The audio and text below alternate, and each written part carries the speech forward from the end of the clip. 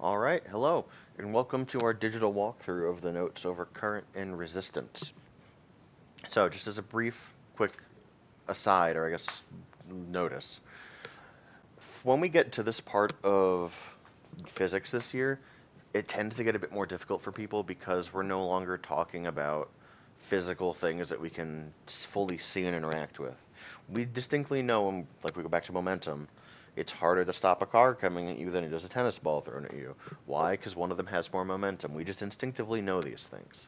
It's very easy for us to conceptually understand them. The math maybe not as much, but conceptually, it's harder to stop a car than a marble or something, and we know why.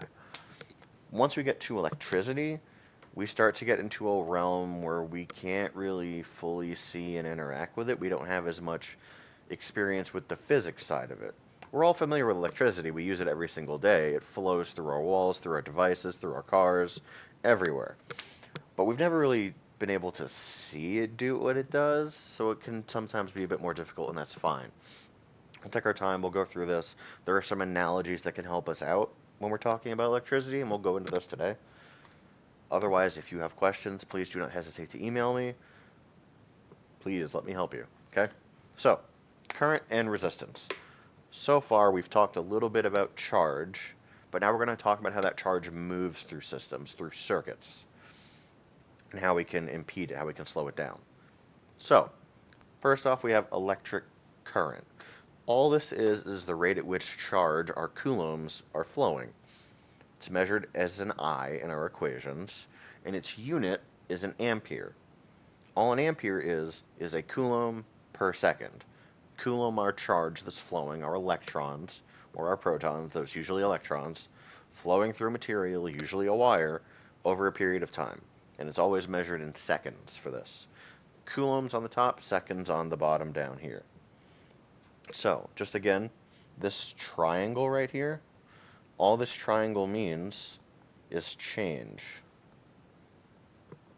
So a change in charge. If we go from 2 coulombs to 1 coulomb, let's use different numbers. Let's use 3 coulombs to 1 coulomb. So it's a bigger difference. So if we go from 3 coulombs to 1 coulomb, the change in charge in Q is going to be what? 3 minus 1, it'll be 2. 2 coulombs. Cannot write over there. Okay, that's all that change is. It's final minus initial. Change in Q is equal to 3 minus 1 is equal to 2 coulombs. That's all that is. So that's what that is. And remember, we always want to keep charge. We always want to keep it as a Q. Or sorry, as a C. We want to leave it in coulombs. If we're given microcoulombs, convert it to coulombs. Every time. Always get it to coulombs. And time right down here, time here is always measured in seconds. Not hours, not minutes, seconds. That's electric charge. We'll go back into it in a little bit. There are multiple parts we're going to talk about for today. Current is the first one. So let's say we want to calculate current. So we're given a certain number of electrons up here. We're given this many electrons, and we want to find out what the current is over a period of 0.235 seconds. So first thing we have to do, we have to convert this number of electrons into coulombs, because our equation needs coulombs. So our conversion for that is right here. I will make sure this is on Canvas for you, or it's going to be told to you if you ever need it. So 1 coulomb has 6.25 times 10 to the 18th electrons in it. So we're just going to divide the number we're given by the number of electrons in a coulomb, and that will give us how many coulombs we have. And we end up finding out, when we take it as scientific notation, we have 0.052 coulombs. Okay, cool. Now we have our coulombs. We're told our time in the beginning of the equation. We know our equation here. Current, I, is just charge over time. So we're just going to do that. We're going to take our coulombs, divide it by the amount of time we have, and we find out we get 0.221 amperes. Remember, coulombs divided by seconds is an ampere. This is the unit for current. It is measured in amperes. Okay, just like always, these problems are pretty much just plug and chug. Make sure you figure out which ones you have. Well, we're given electrons and time, we're looking for current. We need coulombs first, so we'll convert from electrons to coulombs. Well, we have coulombs and time, plug it into the current equation. That's all there is to this. Plug and chug just like always. Okay, and again, make sure your charge, your Q, is in coulombs, not microcoulombs, not mini coulombs, in coulombs. Convert it to coulombs, and make sure your time is in seconds. Then you just plug and chug. All right, there's a quick example for this, so we have more later. So, next part of essentially circuits, which we're going to get into next time, is we need to know what the circumstances are that lets electrons flow through things. First thing you need is a voltage source. It's also sometimes called a potential difference. What is a voltage source? It is a battery. It has a positive side and a negative side. Batteries are voltage sources. They're the main one we use. You also need a complete path through which the electrons can move. We'll get into that in the next slide. But let's focus on voltage for a minute. This potential difference, this voltage, is what makes the electric field that drives current, drives the electrons through a wire. This battery is what essentially creates that electric difference, or that potential difference. So, as we go through this, there's a really good analogy to kind of understand electricity in ways that we would be familiar with. Turns out, electric terms have direct analogies in water. So, if we want to think about voltage, voltage is pretty abstract. What can we think about it in terms of water? Well, to start with, if we have electrons flowing through something, what's the analogy for water? The water molecules. The water itself, that is our charge. The movement of that water will end up being our current. So, what's going to be voltage be then? If our water itself, we can think of as the electric charge in a wire, what's the voltage source going to be then? So if we have a battery, and all the potential difference is at one side here, the positive side, or the negative side, there's going to be a difference there. If we have, let's just say, 20 volts up here, okay, there needs to be a difference. We'll have 0 volts at the bottom. There's a difference there. So there's going to be more in one place than another place. What can we use for water to think of that? Kind of like water towers, or parts of a river, but we'll use water towers for the sake of right now. So if that's what we have for electricity, if we have a water tower up here, very poorly drawn one, right here, let's do this a little bit differently. Any of us familiar with water towers know that we hold that water up high to create pressure. We put that water higher up so that it can flow down to the places that need it. Fill this up with water. This difference right here, from here to down here, this is our voltage source. There's a difference in pressure. There's a potential difference here from high up to down low. Or if you wanted to think of a river, higher upstream in the river, there's going to tend to be, that's where the water's coming from. There's a difference in height and in elevation from the beginning of a river to the end of a river. That's why water will only flow down and not up. Electric current is the same way. It only flows in one direction usually for most of the things we use, unless we magically flip it, which we'll get into. But there's some kind of a difference that's causing a change. This is what that potential difference is. For water, it's pressure. Water will flow from high pressure, high up in the water tower, to low pressure down at the bottom. Just like water will flow from up high in mountains, from snowmelt and things like that, down all the way to the ocean, which is lower. Water doesn't flow upstream, it doesn't flow uphill, it flows downhill. Electric current is the same way. Hopefully that helps a little bit in trying to understand this. Some of the other ones work a little bit better, but yeah. And it's measured in volts. Its unit is V in our equations. And as its unit is just a V. So that's potential difference or voltage.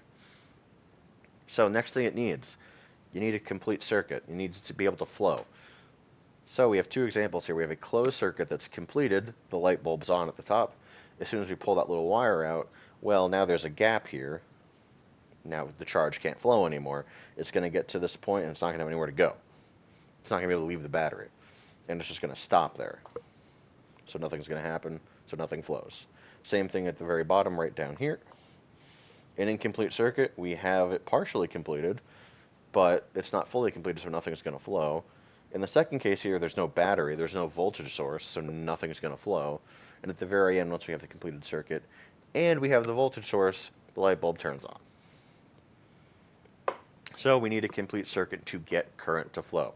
If there's ever a gap in the circuit, right there, nothing's going to flow. If you're missing a battery, nothing's going to flow. So, go back to current for a minute. Current is always going to be conserved within a circuit. The current leaving the light bulb is the exact same as the current entering the light bulb. The flow is going to be the same the entire time. This is the law of conservation of current. The current is going to be the same at all points in a wire. In the beginning, in the middle, the end, the current will always be the same. If you have a current of 2 amps leaving the battery, you have a current of 2 amps entering back into the battery. The current will be the same the entire time. So, our analogy, going back to water in this case, the water flowing through a river, that's our current. And it's literally called a current for water as well. It's the same thing. That flow of water, that's a current. The flow of electrons, that's also a current. It's the same thing for both of them. Water going in one end, the same flow will be at the end of it. Though, unless, like, we're taking water out. But if we're taking water out now, it's an entirely different thing. And we've violated a bunch of things, and we're no longer using the same analogies. So for the sake of all of these, no water, no current will leave the system. It's going to be a closed system. Water is not going to splash out of the river. Charge is not going to splash out of our circuit. It's going to all stay contained within. That's electric current. So, to go from that water analogy right here before to our wire, like I said before, our analogy for charge is going to be the water itself. So the thing carrying charge in a solid conductor is our electron, is what's going to be doing it.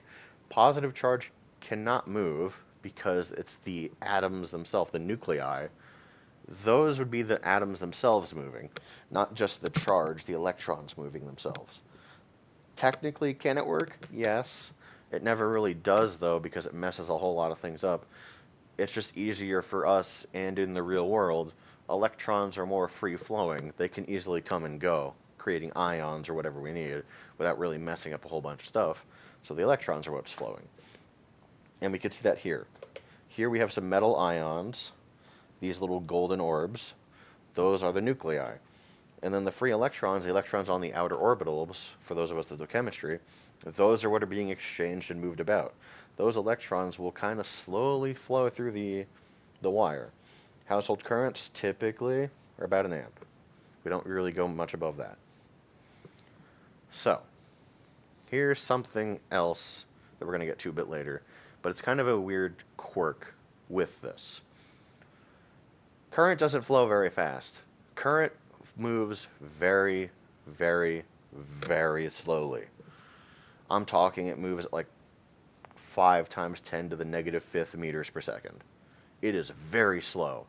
But if you flip on a light switch, it turns on immediately. So if it takes an electron 2 hours to go from the light switch to the light bulb, how does it immediately turn on? Well, let's kind of think about it this way. And we'll use hallways as an example in this case, people. If you have a very packed hallway filled with people here, I'm just going to do this. If we have this packed to the brim where no one else can go in, what happens if we take one more person down here and try and push them into the hallway? Well, the only way they're going to get in is if someone on the opposite end over here gets pushed out. So the instantaneous we try to push someone into the hallway, someone else on the opposite end over here has to get pushed out. And then for our light bulb situation, if we say down here at the bottom, this is our light switch, and up here is the bulb, we'll say. As soon as we try to push an extra electron in through that switch to enter the current or the wire from the light switch to the bulb, the minute we put one electron in, one's going to come out at the other end because it has to make room. So it's technically instantaneous, even though those electrons will flow very slowly. They're just packed full of electrons. That's why we get that basically instantaneous, you flip the light switch, the light comes on, even though the electrons are super, super, super, super, super, super slow. Okay? That's electric current, and a little brief aside about how wires work like that. So, next thing up we have will be the types of circuits. There's two types. The first are DC circuits. Current in this case will only flow in one direction. An example of this, batteries. They have a positive side and a negative side. It only flows in one direction. The other type we have are alternating circuits. This is where current can reverse directions, and it does reverse directions many times every single second. It essentially flows back and forth. AC currents are weird. They're typically more useful, but they're very weird for us to kind of talk about and go through. So we don't touch on them a whole bunch. We're going to mainly focus on DC circuits with batteries, because those are simpler to understand. We're not going to touch on AC circuits a whole bunch, but AC circuits tend to be pretty prevalent. Things like our power outlets, like the one outside my room here, that's an AC circuit. Charge isn't necessarily fully moving from one side of the country to the other, it's just kind of flowing back and forth. It's pushing the charges in and out. AC circuit has a lot less loss over longer distances than DC circuits do. So they tend to be used for that. It's easier to move high volumes of charge, high volumes of current through alternating circuits rather than DC circuits. But that's a topic for another time. So these are our two types of circuit. DC flows in one direction, AC flows in either direction, and it does flow in both directions. Last thing we need to cover, the last variable we're including today is resistance. And this is just anything that resists the flow of charge. Everything pretty much resists the flow of charge, but some things are better than others. In our little example, little cartoon down here, our ohms, which is what this is measured in, is essentially cutting the tube smaller so less charge can flow through it. It takes longer. It resists the flow. It'll eventually get through. It'll just take longer. It slows it down. That's what resistance is. And the potential difference is what's pushing the current through the wire, even if that wire is being constricted a little bit. So, our symbol in equations is an R, and it is measured in ohms, and uses the Greek symbol omega for our units. So like we had 1 coulomb, and it was measured in our equation as a Q, we can have 1 ohm, and it is our resistance. Okay? The symbol in our equations, like when we're doing math, our variable will be an R, but the unit for the numbers themselves is an ohm. It's the first real Greek symbol we're going to be using a lot of. Okay? Symbol is an R, it is measured in ohms. So, how do we get resistance? Resistance depends on a lot of different things, but here are the main 4. First, it depends on the type of material. Clearly, electricity flows really well through metals, so we use metals for our wires. Typically, we use copper because it doesn't have a ton of resistance and it's really cheap, so we use copper. It also depends on the length, and this is directly proportional. The longer that wire is, the more of the resistive stuff there is, because even copper is a little bit resistive, the more overall resistance you have. And we can kind of think about it like this. Let's just say, I'm just going to make this up, you get 1 ohm of resistance for every meter. If I just have 1 meter here, I only have 1 ohm of resistance. But if I have 10 meters here, now I'm going to have 10 ohms of resistance, because there's more copper that those electrons have to flow through and are being resisted by than if you just had a meter of it. Length is important. The other part that's important is the cross-sectional area. What does that mean? So looking over here at this, like kind of a side view, like a diagonal view of a wire, it's this area here. This diameter, this area, this whole thing right here, that's the cross-sectional area. Essentially the thickness. The thicker the gauge of wire, the more resistance there is for the same reason. There's going to be more, incorrect. the thinner the wire, it's inversely proportional. The smaller the wire gets, the more resistance there is, because less of it can flow. If we go back to a river example, if we take a very wide river, a lot of water can flow through that. If I have a very wide river here, a ton of water can make its way through. Now what if instead I take this river and make it really, really tiny from a really, really wide area here? There's a ton of water up here, but only a very tiny amount can get through. So the smaller we make this wire, the slower the gauge, the more resistance there is. It's going to take a longer time for it to flow. Whereas if we use a very large gauge of wire right here, let's open this up instead to this massive one here. There's a ton of charge up here, and a lot of it can get through. The bigger that wire, essentially the larger the diameter of it is, the more room there is for charge to flow, the less resistance there is. Lastly, temperature. If things get hotter, they tend to have more resistance. If you ever notice, whenever you have like your electronics on for a while, they get hot. That's because of the charge flowing through it. It's heating the wire up because there's resistance. The more it heats up, the more resistance it is. Your electronics tend to work slower when they get hotter. That's why a lot of the times for a lot of the phones we have, there's warnings, don't operate this out in direct sunlight, don't keep it out and running in direct sunlight because it'll heat the phone up faster, which means there's more heat, there's more resistance, your phone works worse, it's going to get damaged. Electronics like to be cool. That's why on computers we have cooling systems for the components, to keep them cool so there's less resistance so they work better. For that same reason. These are the different ways we get resistance. So, resistivity is essentially a characteristic of properties. Why is copper less resistant? Because it has a lower resistivity or a higher resistivity. Either way, it's lower. It is early in the morning, I apologize when I am recording this. I'm not 100% awake. So looking here, resistivity here, 1.7 times 10 to the negative 8. That is 8 zeros in front of that 1.7. It is a very tiny resistivity. If we compare that to something like, let's say, I don't know, seawater, why not? That's only 0.22. That's a much larger, relatively, number than 0.0000000000017 compared to 0.22. It's a much larger number. There's more resistance. Good conductors have very low resistivity. They don't have a lot of resistivity to them, so they flow better. Electrons do.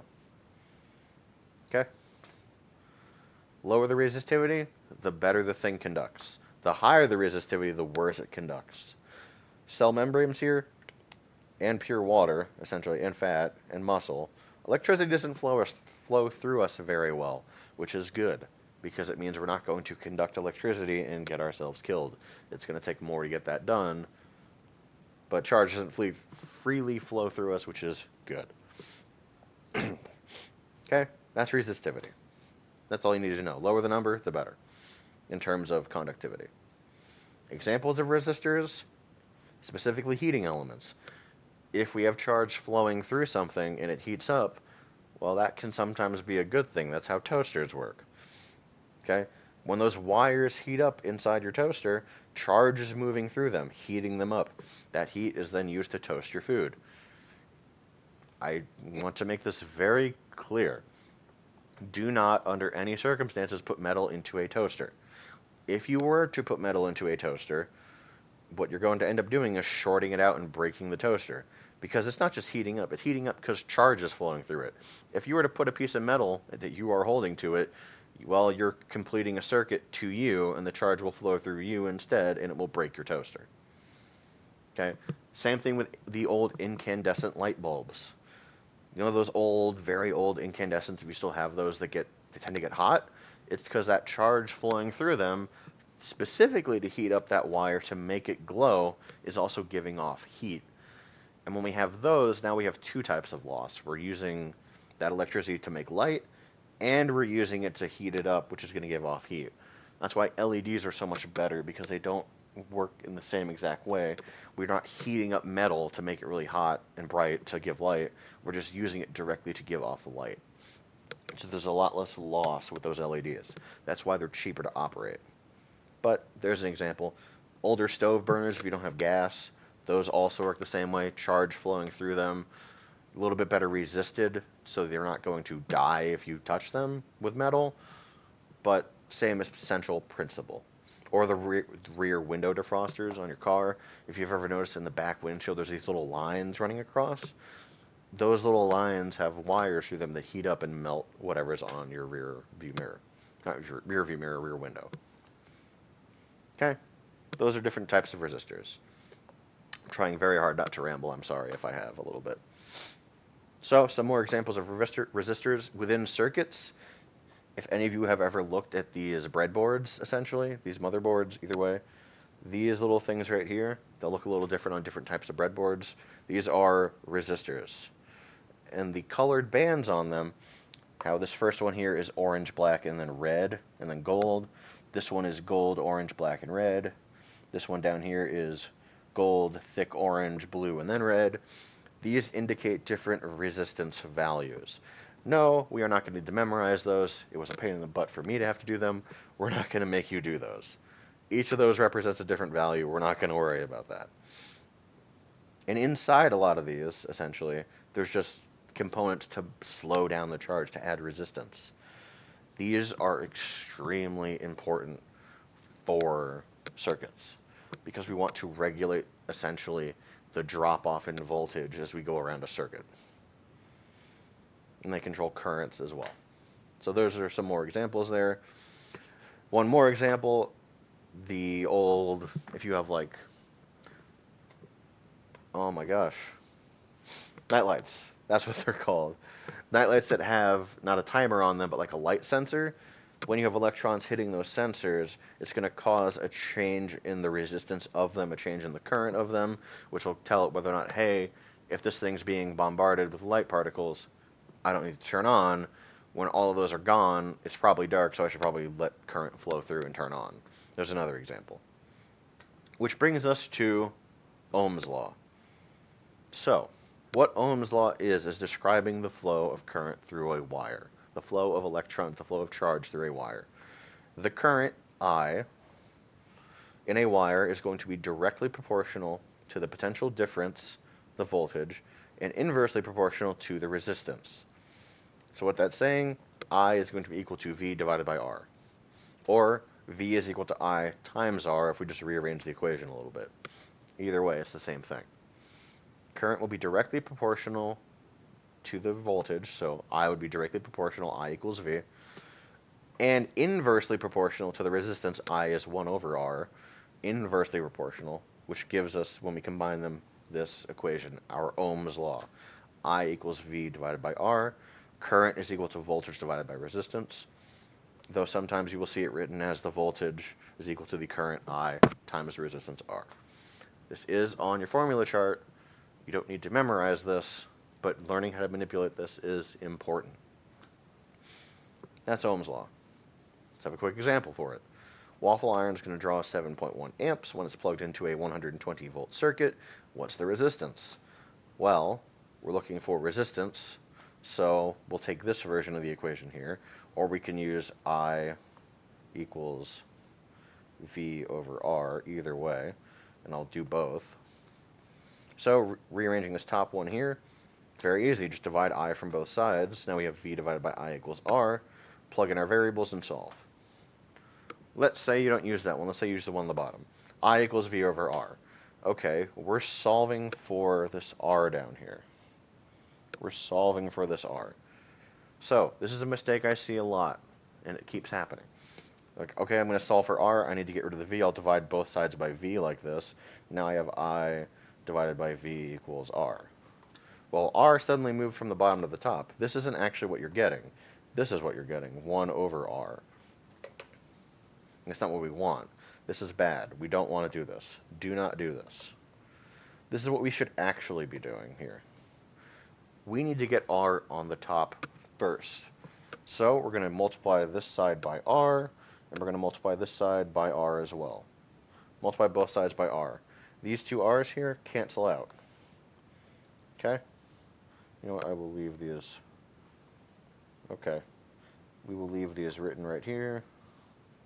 These two cancel out. So now what do I have? Now over here, I now have R multiplied by I equals V. Okay, well, now I need to divide both sides by I to get R by itself. So I'll divide this side by I, divide this side by I. These I's cancel, and now I'm left with my resistance is equal to the voltage divided by the current. And this thing right here, my rearranging, same thing we got up here. Okay? Remember, you need to get the variable you're looking for on the top. So if it's on the bottom, you'd multiply both sides by that variable and then isolate it. You need to get it on the top first. Okay? And then it just works the same way as this up here. Plug in our voltage, 120 divided by 7.1 amps. Both of those are in their SI units, so we don't have to do anything. We get 17 ohms. Same thing both ways. Okay, and remember, if you have questions, please email me. So that's that. Last up, power and energy. This is essentially just the rate at which power is transformed. We are going to be using the stuff we did 2 units ago when we were talking about energy again. So, for us now, we have another equation for power. It's just that power is equal to the current times the voltage. And it is still measured in watts, which is 1 joule per second. Now, before, when we were talking about power, we said it was work divided by time. And that is still true. But we can start combining things together now. So, let's say here we have this here. Power is just the current, I, times the change in voltage. Same thing. Well, we can plug in Ohm's law here for this change in voltage. If we rearrange it, that change in voltage, V, if we go back over here, V is equal to I times R. I can plug this in here. So instead of power equaling I times V, now I get power equals I times I, this I squared, multiplied by the R. Okay, well, I can also plug in, again, to get a different version, that's just V squared divided by R. If instead I plug in this version, hey, I is V divided by R, end up with the same thing. So let me do that real quick.